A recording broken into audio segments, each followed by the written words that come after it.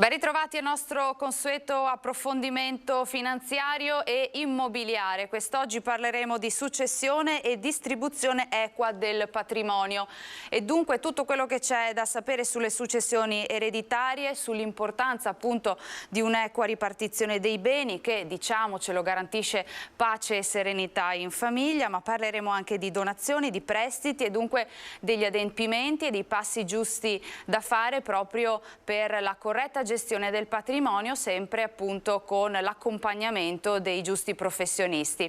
E dunque vi presento i miei ospiti in studio. C'è con me Mauro Schileo, consulente patrimoniale. Buongiorno e ben trovato. Buongiorno. E do il benvenuto anche a Omar Grigolo, agente immobiliare. Grazie. Ben trovato anche a lei. Allora, parto da lei, Schileo, perché il tema fondamentale dal quale partiamo sempre per le nostre discussioni è quello della fiducia. Deve esserci fiducia tra il professionista e le persone che comunque sono molte, hanno delle curiosità, proprio perché la corretta gestione del patrimonio e fare le cose fatte bene, equamente, è la preoccupazione che un po' insomma tutte le persone hanno, no? Sì, allora, diciamo che in questi giorni ho notato che la fiducia delle persone arriva, vengo contattato, le persone mi chiamano, ma più di tutto vengo contattato personalmente, le persone che incontro per strada, insomma, andando a trovare clienti o altre famiglie, mi dicono che hanno visto le puntate, vogliono informazioni e aspettavano di vedermi per toccare alcuni temi personali. E io mi chiedo quante persone a casa in questo momento stanno vivendo situazioni particolari dove magari non sono soddisfatte del proprio rendimento, dei propri costi, del proprio servizio ricevuto da parte della banca e non chiamano. Perché di fatto tutte le persone con cui ho parlato avevano qualche situazione critica da risolvere, quindi oggi siamo qui perché vorrei portare a spingere un pochettino il punto dell'alzare il telefono, contattare, richiedere una consulenza, perché fondamentalmente si parte dalle azioni. Oggi noi siamo in grado di offrire parecchio a chi sta dall'altra parte dello schermo, certo. E semplicemente vorremmo arrivare a stendere a terra, insomma, a confrontarci con queste persone e valutare tutte le loro situazioni. Partiamo da qui fondamentalmente. Certo. Le casistiche, insomma, che tutti noi, tutte le persone che ci seguono hanno sono tantissime, però le soluzioni effettivamente ci sono, no? E con l'aiuto del giusto professionista si può davvero arrivare a sciogliere tutti i nodi. Sì, fondamentalmente sì, ne abbiamo diverse, qualcuna adesso magari la raccontiamo anche, quindi vorrei capire, raccontare un po' anche casi che ci sono successi di recente in questi giorni. Anche Omar so che ne ha qualcuno di interessante da raccontare. Ecco, qualche caso particolare che le viene in mente, che ha gestito, qualche cosa insomma di eclatante? Da parte mia sì, c'è stato qualche caso sia recente, ma facendo anche un rapido pensiero verso il passato ce ne sono stati più di qualcuno. Partendo da quello, il primo proprio che mi viene in mente è relativo al fatto di una famiglia che ha in vendita praticamente la propria abitazione, abita su una frazione di un paese, un paese comunque abbastanza importante, sono circa 50.000 abitanti, abitano tuttavia su questa frazione di paese, quindi non proprio in centro. E parlando con loro, partendo dal presupposto che sono andato io, diciamo, a cercare le persone, quindi diciamo non mi hanno contattato, però abbiamo analizzato comunque la situazione. La situazione portava al fatto che per un bel periodo, 5-6 mesi di vendita, si scontravano un po' con la realtà dove non c'erano particolari riscontri positivi, quindi interessamenti piuttosto che proposte d'acquisto, piuttosto che proprio qualcosa nel vivo. E, diciamo, quindi il telefono taceva sostanzialmente. Esatto, sulla parte concreta il telefono taceva. C'erano per carità alcune visite di persone interessate, ma all'effettivo, il concreto, quindi quello che le persone si aspettano, quindi una proposta d'acquisto, sfortunatamente non arrivava. Non succedeva. Il consiglio che veniva a quel punto dato era di agire sul prezzo, quindi abbassare la cifra di vendita per far sì che potesse andare a cogliere delle altre persone e quindi arrivare alla vendita. Un po' a malincuore, immagino. Esatto, è sempre un tasto dolente, tra l'altro, sempre da toccare. E analizzando, mi sono permesso di prendermi giustamente proprio 2 giorni, come faccio sempre, per analizzare la situazione, mi sono permesso di dare un piccolo consiglio in questo riferimento, che in questa particolare situazione non era tanto il prezzo di vendita il problema, era bensì le persone con cui si comunicavano. Cioè, è un dettaglio molto sottile, cioè si andava a toccare, venivano molte volte in visita le persone che abitavano nel centro del paese. Ecco che hanno un certo tipo di comodità e servizi, un certo quantitativo di scuole, di professionisti appunto attorno, che la parte delle frazioni non ha in ugual modo della centralità del paese. Ecco che se io vado a proporre l'immobile in frazione a persone che abitano in centro, una delle prime questioni da affrontare è che c'è un piccolo disagio sui servizi. Questo portava sfortunatamente a non procedere perché le persone appunto vedevano una situazione non eccezionale su questi punti di vista, ma un po' non migliorativa, ma proprio al contrario. Ecco che mi sono permesso di andare ad affrontare con i proprietari un discorso di andiamo a spostare l'orientamento verso le persone che abitano vicino a te, ad esempio. Ecco che sicuramente questo scalino non può essere affrontato in quanto sono già in una situazione di questo genere, quindi non vedono un disagio, ma vedono una normale situazione. Fortunatamente dopo aver pianificato questo tipo di cosa mi hanno dato gentilmente la fiducia le persone, ho agito secondo quali erano le programmazioni già comunicate, sarà stata la fortuna magari o comunque un piccolo contributo nostro personale che fortunatamente però ha portato poi alla conclusione dell'affare, quindi alla proposta d'acquisto, tra l'altro sulla cifra già impostata da parte dei proprietari e ha portato fortunatamente la gioia all'interno della famiglia. Quindi primo step, non abbassare il prezzo, mi sembra di capire, che potrebbe essere insomma, il primo pensiero che si fa. Che non è l'unico step, cioè, ci tengo proprio ma... a confermare, non è l'unico step, ci sono tante variabili. Infatti anche qui è proprio da analizzare, come diciamo sempre, da situazione a situazione. Certo che la cosa che mi sono reso conto appunto con Mauro è che siamo sempre, diciamo, tante volte noi a fare il primo passo, andare a contattare le persone, analizzando i dati anche televisivi, vediamo e sicuramente ci saranno al di là appunto dello schermo tantissime persone che hanno una situazione dove potrebbe esserci qualche correttivo. Ecco che alcune volte andiamo noi, non possiamo fare diciamo tutto, ok? Ecco che ci mettiamo in gioco anche in televisione per far sì di essere a disposizione, di metterci il nostro numero di telefono per essere contattati. Invitiamo le persone che non devono solamente avere una situazione particolare, brutta, scomoda, ma anche nel mio caso semplicemente chi vuole affrontare la parte dell'acquisto, chi vuole affrontare la parte della vendita dell'immobile, anche senza aver iniziato, confrontiamoci, vediamo qual è la strada migliore dubbio, e poi qualche iniziamo. curiosità. Ma sì, certo. Infatti faccio un esempio, negli ultimi 5 anni la banca non mi ha mai contattato, faccio un esempio sciocco, ho una situazione di portafoglio che è assolutamente non in linea con quello che volevo perché non sta rendendo come vorrei e l'ultimo anno è stato disastroso, i portafogli non crescono, i costi non sono adeguati, non vengo mai contattato. La mia domanda è, ma perché continui a rimanere in quella situazione? Significa che ti sta bene e se non ti sta bene, beh, l'alternativa esiste, ce l'hai davanti, ecco, quello è il tema. Ecco, anche perché diciamocelo che il risparmio e quindi come risparmiare, come gestire il proprio patrimonio non è proprio una materia che si insegna a scuola, no? Quindi è difficile capire come farlo, poi certo è una cosa di buon costume chiaramente, però certo, insomma l'aiuto di un professionista può essere determinante, no? Certo, tra l'altro una proprio delle prime cose che si fa quando si esce da scuola, finito il diploma, di solito la prima cosa è aprire un conto in banca, iniziare a gestire qualche soldino, ma non c'è alba di come gestirli questi risparmi, perché non è una materia che si insegna a scuola, appunto, come le successioni non è un tema di cui si discute.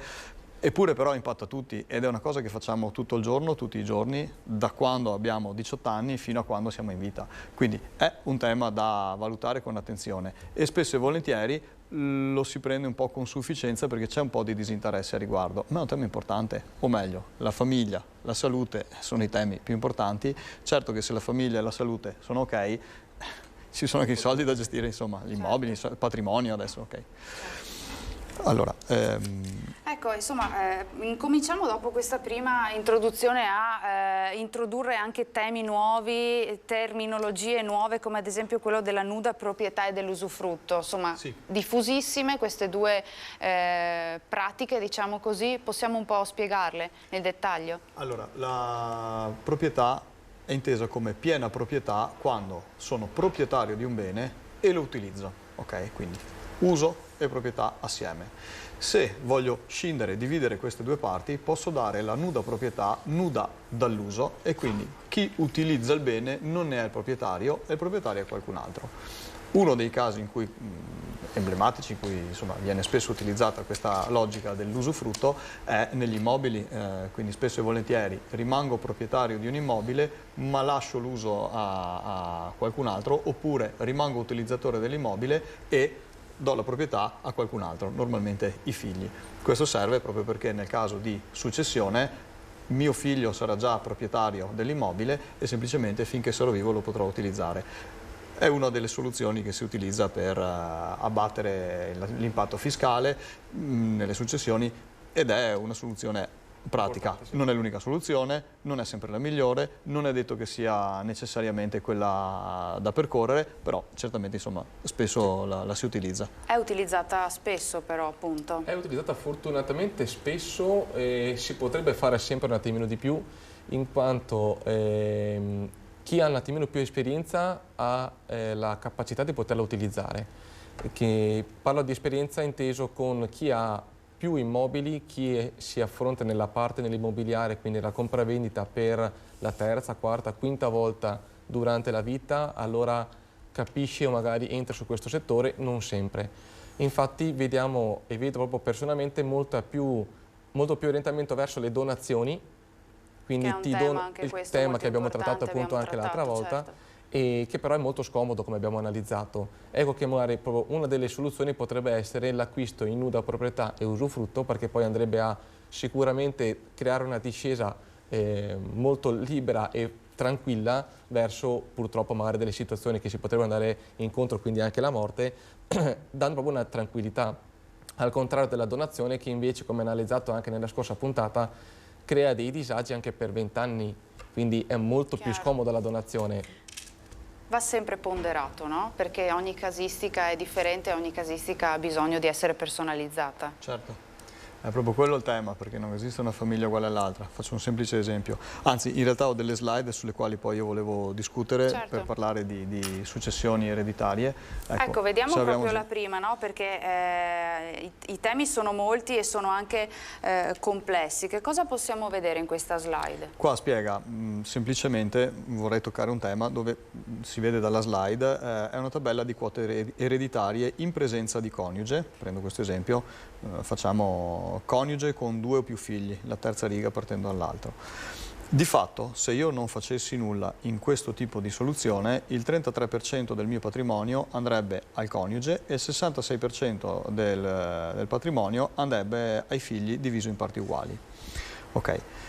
Andiamo alla successiva? Andando alla successiva, vediamo che sempre in presenza del coniuge, prendo sempre la stessa tabella, quindi in presenza del coniuge, il coniuge e 2 o più figli con eventuali fratelli, nipoti ascendenti, il 25% del patrimonio può andare al coniuge e il 50% ai figli in parti uguali, perché del 25% posso disporre liberamente per lasciarlo a chi mi pare o per gestire il patrimonio. Faccio un esempio, nel caso di 2 o più figli, ho un figlio che vive con me, o meglio vicino a me, e io, genitore anziano, ho necessità di aiuto da parte di questo figlio che interviene, mi aiuta, mi supporta, e l'altro figlio vive all'estero. Non mi sembra giusto lasciare in parti uguali il patrimonio, quindi voglio favorirne uno e non dico penalizzare l'altro, però insomma mi sembra giusto premiare chi mi dà più supporto. Ecco, in questo caso è previsto. Come si fa a fare questa ripartizione? È molto semplice. In questo caso bastano 2 righe, un testamento. Certo che anche il testamento non è proprio così automatico, scrivo quello che ritengo opportuno ed è ok, ci sono delle diciture, ci sono dei modi per fare il testamento, ha delle regole specifiche. Ora, non voglio fare la lezione di come si fa un testamento, però insomma sono temi importanti ed è molto semplice e tutto parte dalle volontà della persona, perché sapere cosa voglio è già la parte importante, poi consegnare questa parte, cioè realizzarla, è abbastanza semplice. Io consulente, la prima domanda che faccio è: tu caro cliente, che cosa vuoi? Perfetto, una volta capito che cosa vuole, portare il cliente al risultato non è difficile, o meglio, È da capire se è fattibile o meno. Se è fattibile, gli strumenti ce li abbiamo ed è esattamente quello che facciamo. Molte volte le persone non sanno cosa vogliono, non perché non lo sappiano, perché non ci hanno mai pensato, perché non ci hanno mai messo la testa sopra, perché quando succederà faranno. E questo presta il fianco a molte difficoltà e molte liti tra eredi. Quindi... Anche perché abbiamo capito che insomma non sempre le cose vanno come ce le siamo figurate nella nostra mente, no? Magari. Sia in bene che in male, nel senso che a volte vanno meglio, non è propriamente sempre così però. Possiamo fare qualche altro esempio, magari vedendo anche le slide successive, proprio perché appunto ci sono tantissime casistiche che possono accadere? Prendo sempre la casistica, quella con 2 figli, 2 o più figli, che è il caso insomma più complicato, comune e anche un po' più complicato da gestire, perché se c'è un genitore e un figlio, di fatto è abbastanza semplice, ricade tutto in una linea semplice, insomma al 100% andrà al figlio. Ma nel caso di più fratelli, soprattutto perché tra fratelli l'importante è non lasciare liti e aspetti da risolvere, insomma questo genera fraintendimenti che possono andare avanti molto tempo, molto a lungo. Lo confermo. Sì, infatti certo. Dopo magari possiamo raccontare anche una fattispecie particolare. Certo. Allora, nell'altra tabella, 2 o più figli con eventuali nipoti senza coniuge, quindi significa che semplicemente sono venuti a mancare i genitori e rimangono solo i figli.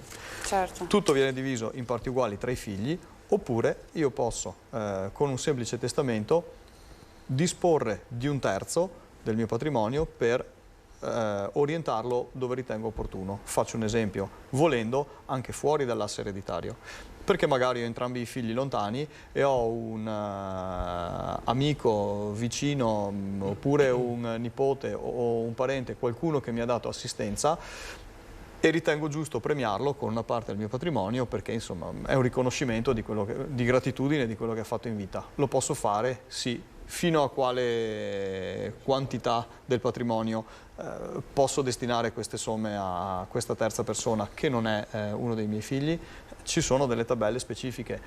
Se vado a destinare troppo patrimonio, questo rende il testamento impugnabile e questo genera altri tipi di problemi. Quindi attenzione, i limiti entro i quali muoversi sono ben definiti dalla legge, bisogna capire la situazione, capire che cosa vuole la persona e andare a costruire un qualcosa di specifico.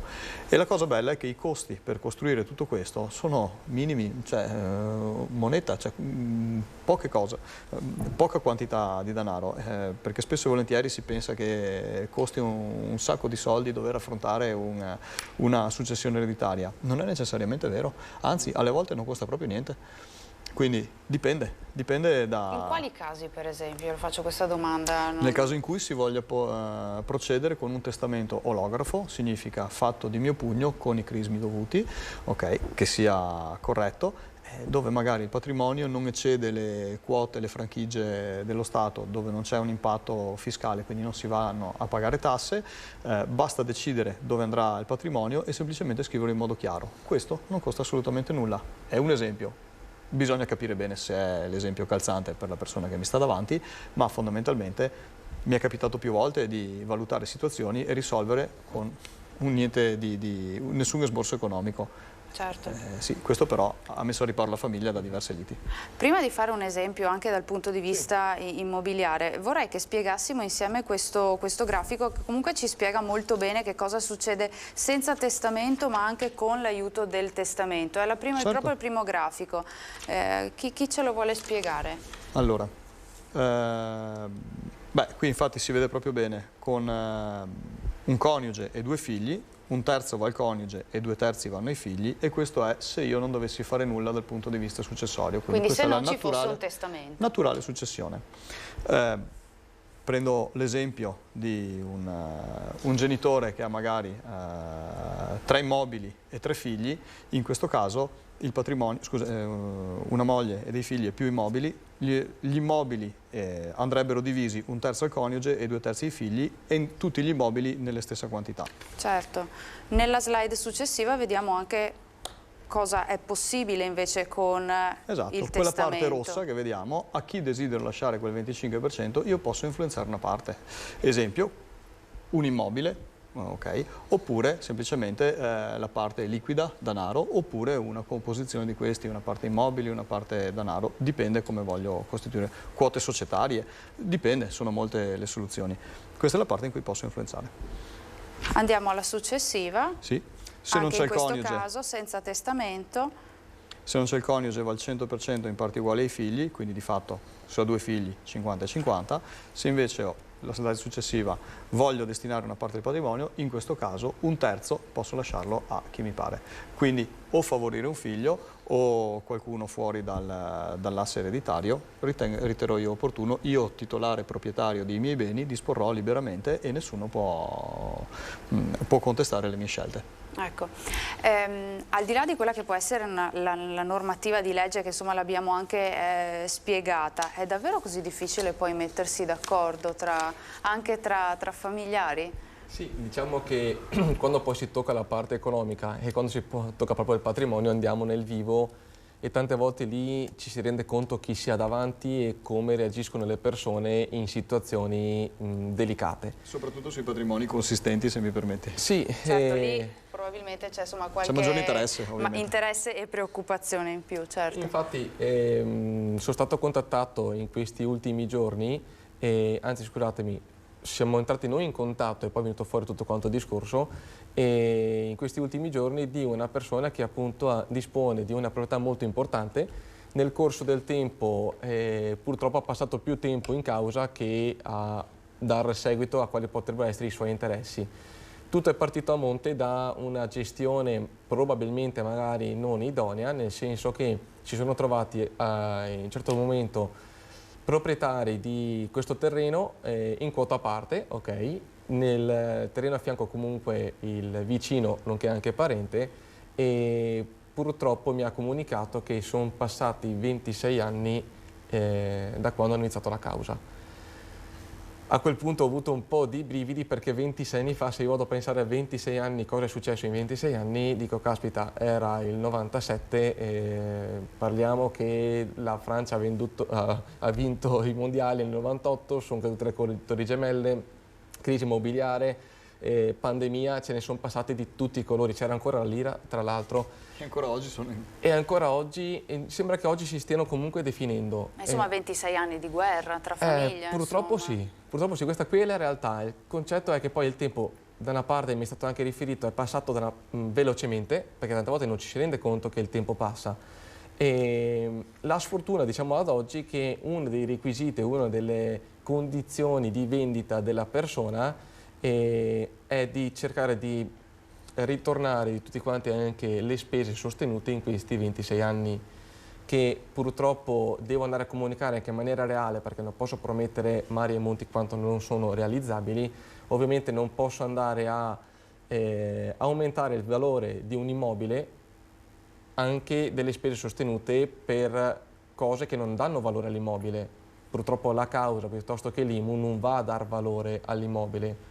Purtroppo è una spesa viva che ha sostenuto il proprietario, ha fatto sì che questa procedura andasse avanti per troppo tempo, ma il valore dell'immobile nel corso del tempo sicuramente ha avuto un innalzamento e un abbassamento.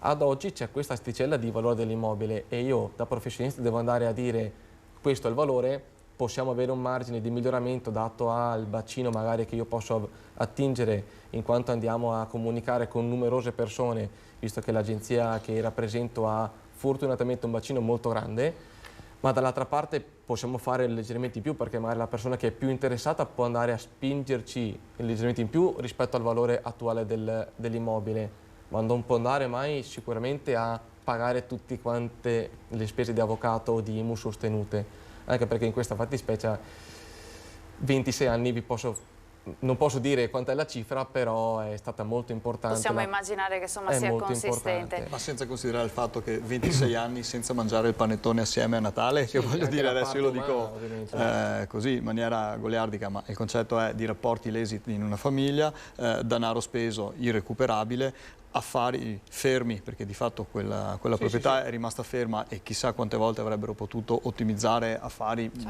avvenuti nel tempo. Situazioni insomma con conseguenti malumori che si possono comunque evitare a monte, sempre appunto con l'aiuto di un professionista che oggi, se penso di dover aiutare a mettersi d'accordo, insomma può mediare e insomma stimolare anche un dialogo diverso. Certo, la stessa situazione, giusto per ripercorrerla in tempi odierni, significa iniziare oggi una lite che finirà nel 2049, forse 2050, cioè rendiamoci conto di che cosa stiamo parlando, quindi sono casi reali, veri, in Italia, nelle nostre zone. Questo qui è un pochino più eclatante certo. che Però sono certa che insomma siano casistiche che succedono frequentemente, no? La realtà tante volte infatti è che i proprietari magari, adesso non in questo caso perché magari non lo so, ma in tante volte ci si confronta con le persone che si hanno attorno, quindi la famiglia che ovviamente supporta e poi di principio dice non mollare e giustamente andiamo avanti. Tante volte ci si confronta con i colleghi a lavoro piuttosto che con gli amici, che giustamente sono una parte molto importante, dall'altra ci possono essere anche dei professionisti che possono andare ad aiutare a monte per evitare questi disagi, queste problematiche che poi sono anche scomode. Cioè anche da parte mia non è che sia una bellissima... Sì, non è piacevole insomma neanche per voi affrontare certi tipi di situazioni a volte comunicare complicate. Che dopo 26 anni non può andare a prendere tutto ciò che hai speso, non è che per me è facilissimo andare a dire questa cosa, cioè, mi verrebbe da dire cerchiamo di realizzare di più, però anche per chi acquista non è corretto, magari non sarebbe corretto, quindi una posizione scomoda che si va a creare per tutti e non porta beneficio a nessuno. Ecco perché una corretta ripartizione, una equa insomma, ripartizione dei beni immobiliari e dei risparmi garantisce, lo sappiamo, pace e serenità in famiglia, insomma, che è quello a cui tutti ambiscono. Chi vuole una situazione così in famiglia? Chi vuole da genitore lasciare ai figli questo tipo di situazione da gestire? Io personalmente, lo penso per me, ma credo che insomma, sia abbastanza comune come pensiero, si voglia lasciare serenità a chi viene dopo di noi. Siamo in grado di generare questo tipo di serenità, o meglio, aiutare le persone a raggiungerla questa serenità. Quindi il motivo della mia volontà nel far alzare il telefono a chi sta seduto a casa in questo momento è proprio per aiutarli a trovare la soluzione in questo tipo di situazioni, e si coniuga in tante piccole sfaccettature che ovviamente vanno calcolate caso per caso. Certo.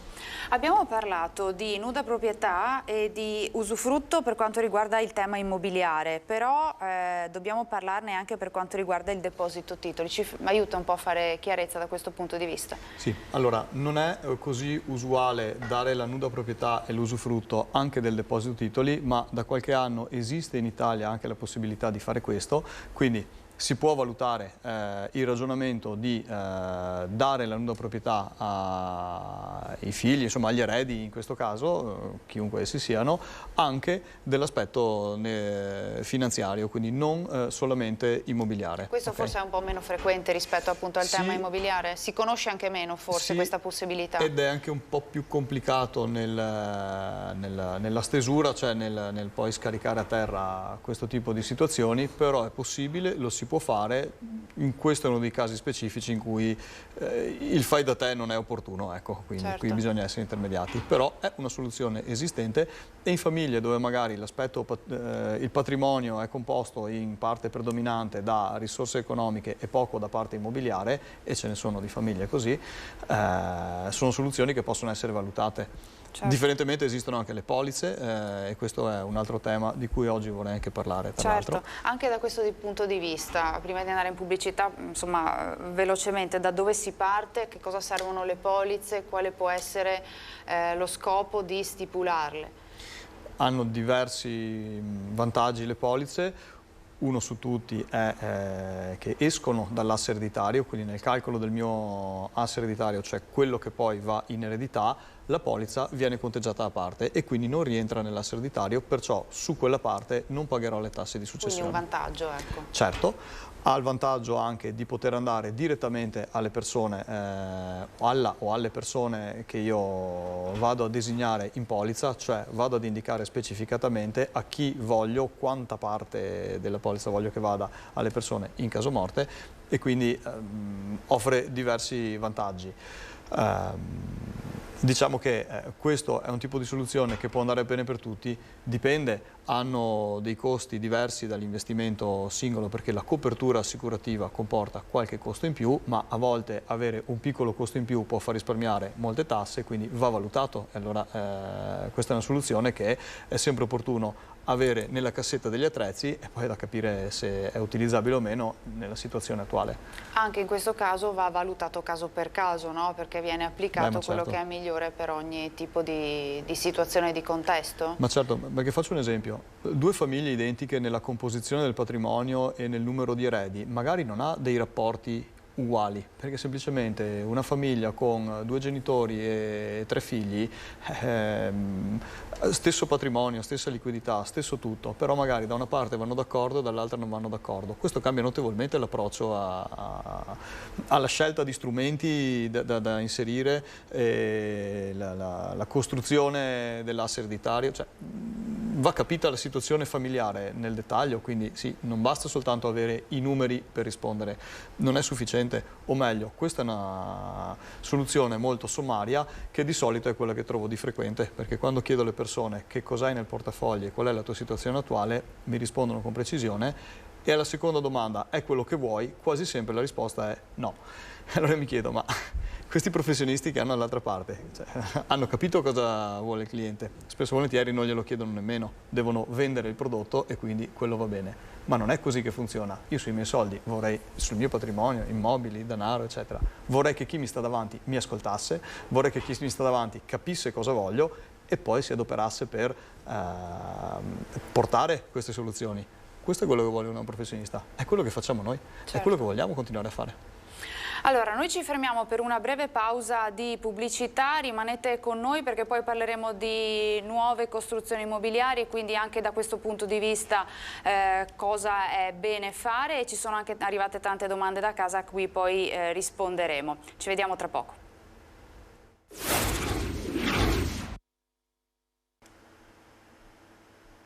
Rieccoci nuovamente in studio, ultima parte della nostra trasmissione. Abbiamo parlato di successione, di distribuzione equa del patrimonio, di polizze, insomma tanti temi che riguardano tante famiglie, insomma, e le curiosità naturalmente sono tante.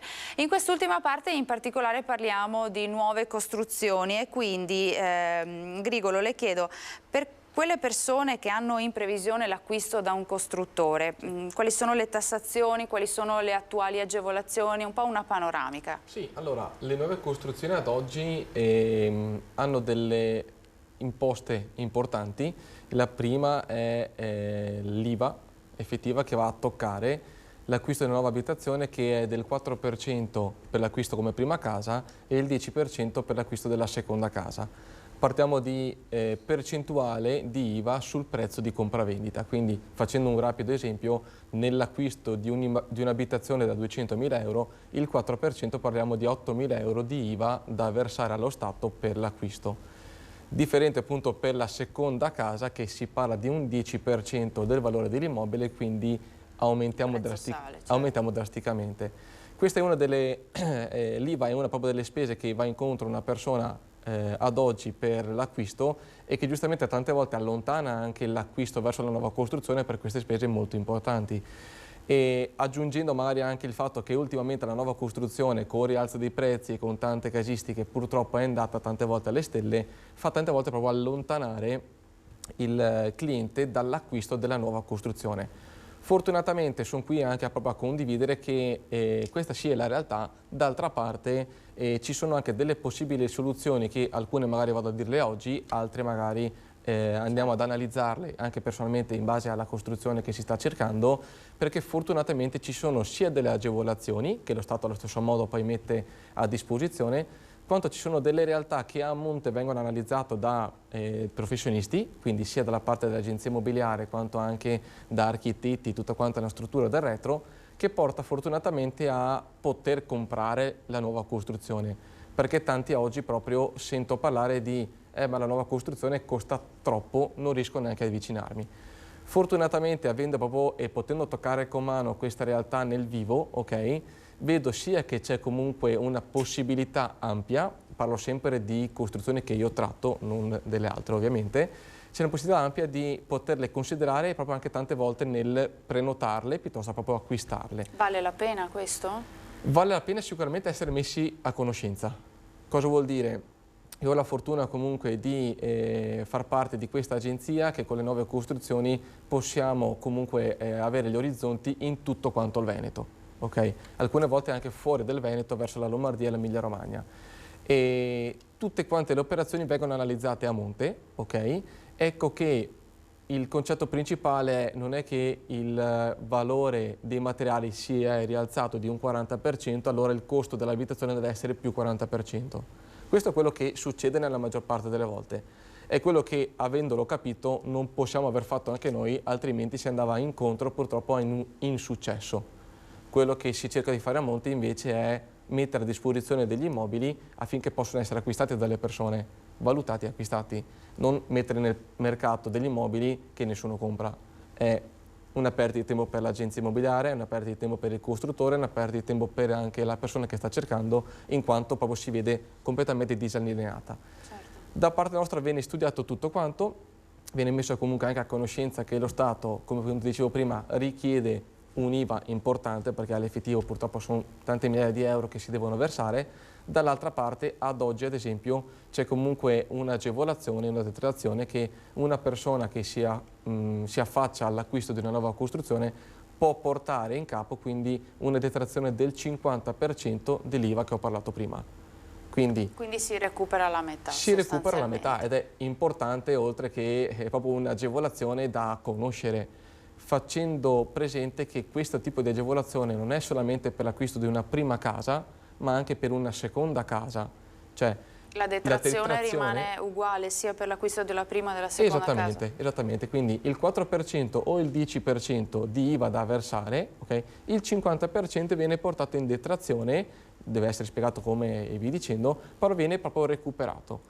Ed ecco che per quanto poco, quando si recupera un certo tipo di patrimonio, alleggerisce un po' la pillola, quindi certo, fa considerare comunque una persona che prende un'abitazione oggi e sa che dovrà mantenerla per un bel periodo di tempo, sapere che nel corso del tempo viene comunque a recuperare un'IVA versata è importante da sapere e tanti non lo conoscono. certo. Viene recuperata l'IVA, viene recuperata il costo di costruzione del garage, anch'essa per un 50%. Ci sono fortunatamente delle agevolazioni e che tante volte le persone a casa non le conoscono. Perché? Perché tante volte, come dicevo prima, ci si interfaccia con l'amico, con il collega e sempre ovviamente con massimo rispetto, tante volte non sono pienamente informati. Ma perché? Perché comunemente fanno un altro lavoro, quindi è anche normale. Ci ha portato proprio un esempio di una nuova costruzione, la vediamo insieme? Ci racconta qualcosa? Certo, questa è una planimetria che io in questo momento dispongo della vendita di questo immobile, che sarà in costruzione prossimamente. C'è sia la planimetria quanto poi ho portato anche un render di come sarà la palazzina in un futuro. Eccolo. È una nuova costruzione che sorgerà nella provincia di Venezia, poi per chi può essere interessato ovviamente andrò a dire anche dove e tutte quante le caratteristiche. Sicuramente si conforma su una tipologia richiesta, sia la parte dell'attico che ho portato alla planimetria, quanto anche le unità sottostanti. In particolar modo per quanto riguarda la parte dell'attico ha una grande propensione verso il terrazzo, che qui, questa qui è la foto tra l'altro di un'altra unità, quindi non solamente il terrazzo, l'attico ha un terrazzo molto generoso, ma anche le altre unità. E questo tipo di intervento porta sicuramente ad avere una cifra di vendita che può essere accessibile, ok? Prima di tutto.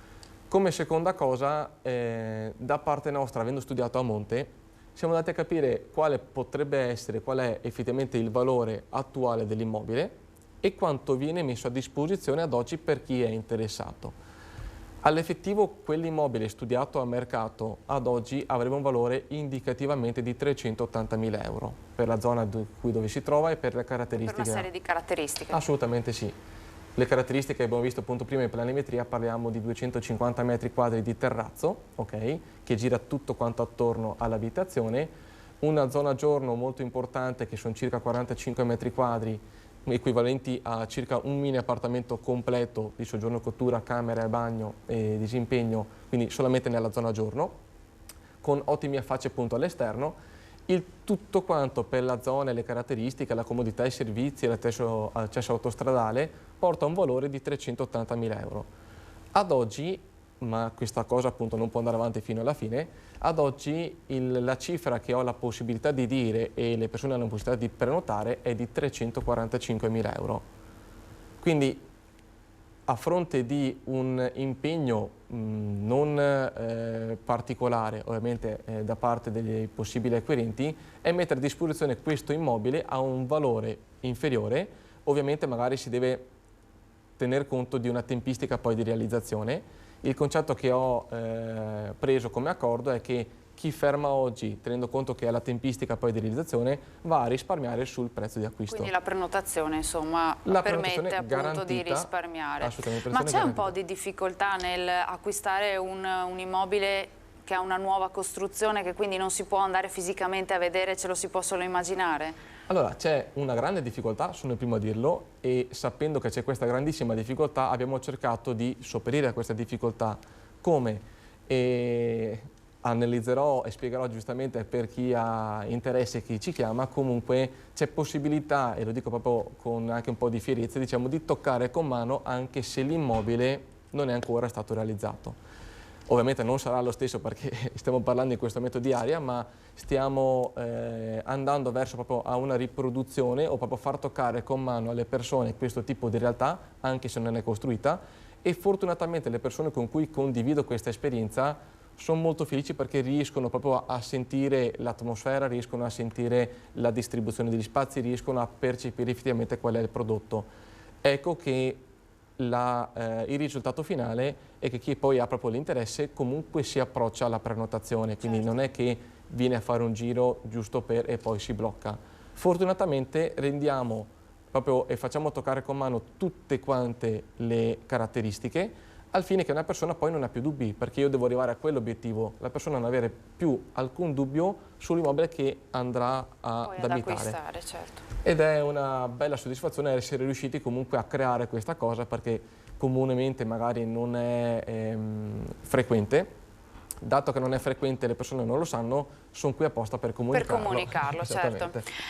Schileo, la difficoltà appunto di immaginarsi una nuova casa che ancora non si può toccare con mano, è un po' la difficoltà e forse anche un po' la diffidenza che si ha quando appunto il proprio patrimonio magari è parcheggiato da qualche parte, in qualche investimento e non lo si tocca con mano sostanzialmente. Sì, il mio è un mercato molto più teorico, non così teorico, ma diciamo che è un bene intangibile, quindi un po' diverso, non si tocca col mano, non si può entrare e vedere la vista dalla finestra, non esiste sui portafogli, però i rendimenti sono cose reali, nel senso che da inizio anno ad oggi io so che i portafogli che gestisco hanno avuto rese insomma consistenti, i clienti stanno portando a casa risultati decisamente molto positivi. Se devo fare una media, insomma, siamo su cifre importanti, non posso fare promesse perché non è questo, non sarebbe corretto e non è reale, ma voglio dire, i rendimenti che oggi i clienti portano a casa su portafogli gestiti con un determinato approccio al mercato aiutano molto anche l'acquisto immobiliare, ecco. Certo, quindi vale la pena, l'abbiamo detto anche nelle puntate precedenti, sì, insomma, quando poi affacciarsi ad un investimento. Certo, quando poi si staccano le cedole, cioè si pagano gli interessi sui conti ai clienti, quello è tangibile, sono soldi che vedono in conto, quelli sono risultati reali e io le vedo le facce delle famiglie quando i 10, 20, 30, 50 mila euro in più in tasca ci sono, adesso dico numeri poi, ognuno sui propri numeri, certo. Però sì, esiste e come. Allora, ultimi minuti per rispondere a qualche domanda che ci è arrivata da casa. La prima è proprio per lei, Grigolo. Ci scrive un telespettatore e ci dice che è proprietario di un lotto di terreno edificabile. Però tanti costruttori gli hanno detto che è troppo grande e quindi chiede un consiglio su che cosa si possa fare su questo lotto di terreno. Sì, allora capisco bene qual è la realtà, nel senso che soprattutto in questo momento e in questo periodo storico che stiamo vivendo, quanto più grande è il lotto di terreno, quanto più difficile è la programmazione e lo studio dello stesso lotto. E, questa questa persona, che poi avrò magari, mi auguro, piacere di conoscere, e invito ovviamente a contattare, ok? Perché essendo appoggiato a delle piccole imprese, ma soprattutto a delle grandi società, fortunatamente mi verrebbe da dire non c'è lotto troppo grande. In questo momento stiamo sia analizzando, perché l'analisi è continua, quanto portando avanti delle lottizzazioni di oltre 100 unità, di oltre 150 unità. Quindi di grandi dimensioni. Di grandi dimensioni. Adesso non so precisamente cosa si intenda per grande, tante volte grande è magari quando si superano le 30 unità, che è già lì di tutto rispetto, e mi sono permesso di dare questo dato perché anche se fossero centinaia la cosa è possibile. Certo che bisogna andare a comunicare con le società strutturate che non possono permettersi che una piccola ventata vada a dare rischio al proprietario del terreno, rischio all'agenzia che magari sta lavorando, rischio al cliente finale, rischio all'impresa, cioè non ci deve essere rischio. Fortunatamente, avendo i collegamenti con strutture molto importanti, si riescono a gestire, ovviamente viene analizzato, viene data poi la consulenza o poi proprio anche nella commercializzazione può essere tranquillamente trovato un accordo di vendita anche se l'otto è molto grande. Quindi insomma la risposta è quella di comunque rivolgersi a dei professionisti che hanno la possibilità di valutare. Altra domanda che riprende un po' il tema che abbiamo trattato poco fa, e quindi un'agenzia mi dice di prenotare un'abitazione che deve essere ancora costruito, è possibile farlo? Mi conviene? È rischioso?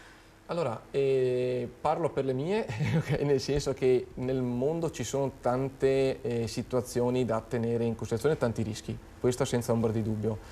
Tutta quanta la filiera è stata creata per non dar rischio all'acquirente, perché deve essere tutelato, e ovviamente anch'io, essendo super partners, non posso essere né dalla parte del costruttore né dalla parte dell'acquirente. Quindi, parlando delle unità che io gestisco, posso dire non c'è alcun problema, ci si può passo passo sia documentare, informare, andrò a spiegare tutto quanto e non ci sono disagi. Certo. Per le altre ovviamente io alzo le mani perché ne sento continuamente, anzi suggerisco a chi magari si sta interfacciando verso delle realtà che io non ho scelto di trattare o non tratto, di fare attenzione su alcune situazioni particolari che è bene fare attenzione. Certo che essendo considerare, certo. Due domande velocissime anche per lei, Schileo. Mio marito ha una condizione di salute un po' precaria, vorrei gestire correttamente il mio patrimonio di famiglia. Che cosa possiamo consigliare a questo telespettatore, questa telespettatrice anzi, che dice che al marito insomma che non sta bene? Faccio una premessa, al di là che mi dispiace per questa signora a livello umano. L'aspetto che mi viene sempre in mente quando sento, mi capita spesso questo tipo di situazione, dico cose un po' forti e antipatiche magari, ma sono concetti veri, perché la morte mette tutto nella giusta prospettiva, nel senso che le persone danno valore a quello che conta di fronte a eventi importanti, pesanti come questo. Quindi decidere cosa farò del mio patrimonio avviene solo, non dico sotto minaccia, ma in situazioni critiche. Si può gestire, bisogna capire cosa vuole la signora e come lo può consegnare ai propri eredi e come può muoversi sulla situazione attuale. Se la signora avrà volontà di contattarmi, certamente una soluzione la troviamo. Un aspetto che però più importante ancora solleva questo tipo di richiesta, almeno come la filtro io, è che di fatto non bisogna attendere il verificarsi di eventi particolari per muoversi sul proprio patrimonio. Il buon senso, quello del buon padre di famiglia, mi dice che devo gestire le cose mentre ce le ho. Non devo attendere che scoppi la bomba per cominciare a pensare e a prendere decisioni. Mancare un po' di lucidità, no? Certo, in quei momenti. È come andare al riparo sui portafogli quando le crisi sono già iniziate. Voglio dire, bisogna avere un approccio strutturato, muoversi per tempo, come anche nei momenti di ripresa di mercato, come quello che stiamo vivendo adesso, bisogna essere a mercato nel momento in cui i portafogli salgono e non a mercato già salito. Il professionista serve esattamente a questo. L'invito all'azione è esattamente di prendere per tempo le cose. Questa è una domanda di una persona che si preoccupa di una situazione familiare e vuole prenderla per tempo. Siamo perfettamente in grado di aiutarla. Stesso consiglio per questi 3 fratelli che ci scrivono, che hanno in vita solo la mamma e hanno 3 immobili di proprietà e qualche risparmio in conto. Quindi... Questo è un caso, sì, leggermente diverso. Qua io farei attenzione se ho capito bene, quindi c'è una persona, 2 coniugi, ne è rimasto in vita uno e ci sono 3 figli, giusto? Sì. Con 3 immobili. Questo è un caso dove la scrivono, distribuzione equa del patrimonio È il tema proprio che abbiamo affrontato avverrebbe oggi. in modo particolare. Tradotto, nel caso specifico, i 3 immobili non andrebbero un immobile, un immobile e un immobile, ma ogni immobile verrebbe diviso tra i 3 figli, quindi sarebbero tutti e 3 proprietari di un immobile, tutti e 3 proprietari di un altro, tutti e 3 proprietari dell'altro. In questo caso specifico, con un testamento molto semplice, io genitore potrei andare ad indicare che l'immobile A va al figlio A, l'immobile B va al figlio B, l'immobile C va al figlio C. C'è da valutare se i valori immobiliari sono equi e potrei utilizzare quella parte liquida per compensare eventuali differenze. Quindi ecco perché un testamento in questo caso a costo zero si può dare una distribuzione equa di patrimonio in maniera molto molto semplice. Questo è uno proprio di quei casi dove a costo zero la si risolve semplicemente lasciando 0 strascichi, 0 beghe tra gli eredi. Era un chiarimento che andava fatto, insomma, sempre la possibilità di rivolgersi a dei professionisti, insomma, che possono dare il giusto consiglio. Aggiungo un aspetto importante, io sono dell'avviso che è opportuno prendere decisioni in acque calme e non col mare agitato, nel senso che la prima signora che ha il marito con una salute precaria deciderà con magari meno lucidità probabilmente perché è impattata da un'emotività, da una situazione personale magari difficile e quindi rende più difficili i ragionamenti. In acque calme è molto più facile prendere decisioni, quindi ecco perché chi ha tempo non perda tempo e cavalchi appunto l'opportunità di gestire le cose nei momenti dovuti. È davvero importante. Certo. Siamo in chiusura, io ringrazio Mauro Schileo, consulente patrimoniale, e ringrazio Omar Grigolo, agente immobiliare, grazie per i consigli preziosi insomma, che ci avete dato e che avete dato ai nostri telespettatori. Io vi do appuntamento alla prossima puntata e vi dico arrivederci.